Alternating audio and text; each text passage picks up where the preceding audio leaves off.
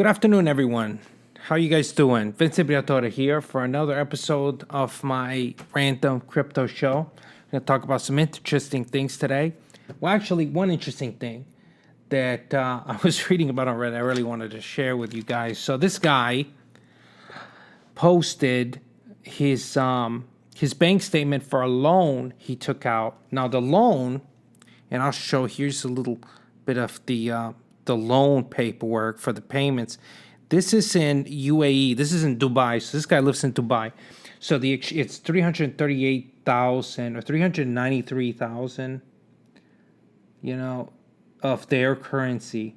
What is it? I don't know what it's called. I'm not going to try to butcher what they have in UAE. But essentially, if you translate that in USD, it was over $100,000, like $110,000 loan in USD.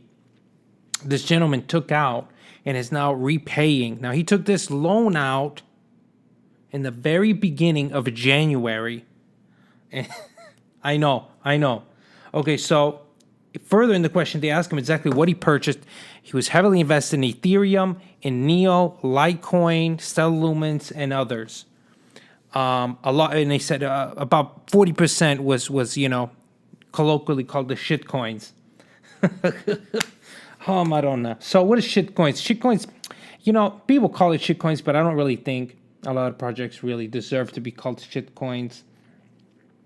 In the end, it is what it is. These currencies are created out of thin air, and we give them value based on what people think. It goes up, goes down. It is what it is.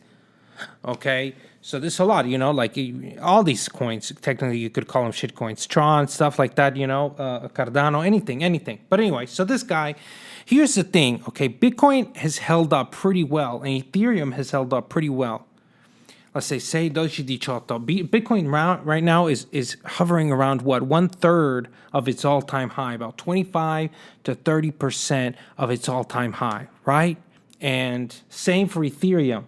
But you got to understand, a lot of these other altcoins took a hit 85 to 95% of the all-time high. That all-time high was right there around January, beginning of January. So this guy had the misfortune of taking out a $110,000 loan to invest in cryptocurrency right at the all-time high. I don't know how to express my condolences to this guy, and he shows the paperwork. He's making a payment of if you obviously translate it to USD, it's a little over like $2,200 USD per month payment to this loan. It was like a personal loan he took it out as. So he got the cash and then he invested it. That is rough. That spirit, though, is ballsy. That's ballsy to do that. I can't say that I hate the guy for doing it. A lot of people have done this. Okay, this is just one of many posts. I have people that I know have taken out second, third mortgages to invest in crypto because it was the hype. The difference with me is I just lucked out and got involved a couple of years earlier. And with Ethereum, literally beginning of 2017, I made that $30,000 investment in Ethereum. If it was a year later, it wouldn't have turned out the way it did. So no matter what happens, I'm in the green. Like, no matter what happens, I already diversified investments in real estate. So no matter what, my house is paid for. I'm good to go. So I sleep with a little bit more of pleasant dreams. I have less worry in my day-to-day life because I know no matter what, I have an income, I have a place. No matter what happens, I can weather any storm when it comes to crypto. So this is the point. Why are we having these issues with cryptocurrency?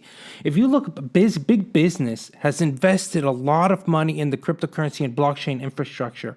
Millions and millions of dollars. Also, mining operations have sprung up everywhere. This is all a very positive. There's an ambulance going on outside. This is the one thing about living downtown. It's always an ambulance going around. But anyway. And can you hear it? I don't know if you could hear it. This is the damn ambulance. And so I'm a knock on wood for the guy, whomever may be in trouble right now. Maybe, it's some guy who decided to grab a noose after his investment. That guy, anyway, what the bad thing is that over $110,000 loan is virtually worthless currently. I know that you don't lose until you sell, but it's just rough. I can imagine. I'm telling you, Bitcoin and Ethereum have held up a lot better than a lot of altcoins. That's why I'm telling you, some of my portfolio lost almost 100%. Almost 100%. And, and I understand how people feel, the frustration. But most altcoins took a hit. And it is what it is. But why did Bitcoin push to $20,000? Why did we see this meteoric rise? Well, because people were taking out loans. And so this creates a bubble. It's undeniable. The good news is that a lot of these people, even though the theory around this is that these people decided to cut their losses, most of them did not. I think the vast majority of these people, this guy included in Dubai, is still holding on to his altcoins and his cryptocurrency, just hoping for better days. At the end of the day, he's just making those monthly payments, hoping that we'll see a recovery, which is imminent, I'm sure. Well, imminent, I use the term loosely. Could be a month, 6 months, could be until next year. I don't know for sure. One thing I do know, that it will recover. We will see all-time highs again. But I'm not like McAfee. I'm not going to tell you that by the end of next year, it's going to be at 100,000. I don't know this. I don't know. It could take us a year to get back to a $20,000 Bitcoin. It just depends on a lot of factors. But you shouldn't worry too much. You shouldn't worry. That's why I wanted to share the story of this guy, which is a story of a lot of different people. Don't feel bad if you've lost money in your portfolio, because there's a lot of people out there who lost more than they could afford to lose. That in this moment, they're living every day. Can you imagine where you wake up every day and you're like, Mannaggia l'America. I lost everything. It's 85% down. Guarda, anything with the market, I wake up, it puts me in a bad mood. I can't be around people because I'm really moody with the market and stuff like that. I can only imagine if the... Do you understand? 85, 90% down, and he took a loan out. That's the kind of stuff, like, maybe this guy was engaged. Like, he has to go to his fiance, to his wife, and be like, hey, listen, I don't know, we gotta change the plans. Mannaggia, man. So don't feel bad. That's what I'm just trying to say. It's okay, don't beat yourself up. Like we always say, don't invest more than you can afford to lose. But to be honest with you, I can't afford to lose anything. I've already lost more than I can lose. I've already gained more than I could have lost. Insomma, life is a gamble and you got to take chances, okay? I understand that. And the guy took a beating. But if he had just gotten in there 6 months earlier, he would be good now. But in the big scheme of things, right? This is just like one small thing in the history of cryptocurrency. When we look at this years from now, in the big picture, he's still going to be a winner. Okay, he's still going to be a winner. You got to fight that impulse to close up shop. Remember that guy? Remember that guy that I showed you guys the tweet? Who is this guy? Mr. Tom Randolph. He says, this was on the 7/15/2011 at 11:02 a.m. He probably just woke up. Disgraziato. Okay, well, Bitcoin has stabilized at almost exactly $14 per coin. I'm tired of waiting for a jump, so I'm taking the loss and getting my cash back. This guy is still living in mom's basement. I kid you not.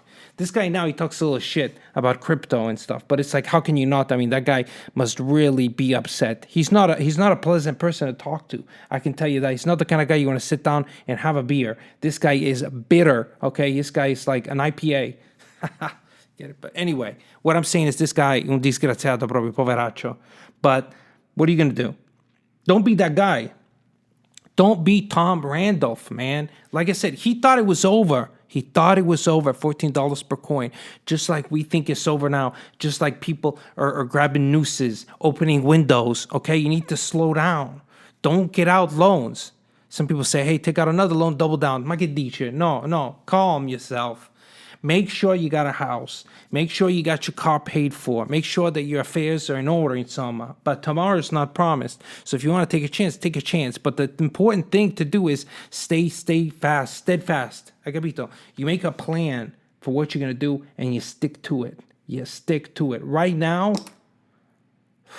there's only a few cryptos that I would advise being invested in, even though I still have 13% of my portfolio in Bitcoin private, something like 20% of my portfolio in Nexus, and then I still have a good 8% of my portfolio that's in Z Classic, ZCL. So I'm holding on. I don't want to liquidate these, especially Nexo. These are good projects. Okay, Bitcoin Private. People asking me about these things all the time. I still have them. Don't give up on these projects. Don't give up on these projects. We just got to hold fast. Like I said, new money that I'm making, that I'm investing in crypto, I'm investing in projects like the CP chain, like the VeChain Thor, like the Stellar Lumen, trying to keep it interesting, okay? And we're going to keep on talking about projects. But if you're heavily invested in Bitcoin Private, Nexus, and all these that we've talked about, like BNB Coin, all this stuff, don't liquidate it. Don't liquidate it. Nexus still has a huge upside. That's the thing. When things recover, Bitcoin go back to 20,000. That's like 100% gain. But when that happens, Nexus and all the other altcoins are going to follow, and you're going to have 200, 300, 400% gains. So you got to keep that in mind. And it'll happen. It'll happen. It'll take some time. You got to understand. Look at all these people that take out these loans. This is the bubble. This has been inflated like this, okay? So a lot of people standoffish. But anyway, I just wanted to make that video quickly so you guys can be a little bit positive and understand there's always worse people in worse situations like this desgraciado here. Okay, so be careful. Just don't be Tom. Just don't be Tom. Don't be Tom. Don't quit. How hard is it to just be steadfast for a year and just forget about it, you know? Just tuck it away. Make a plan of action. Make a plan for investing and stick to it.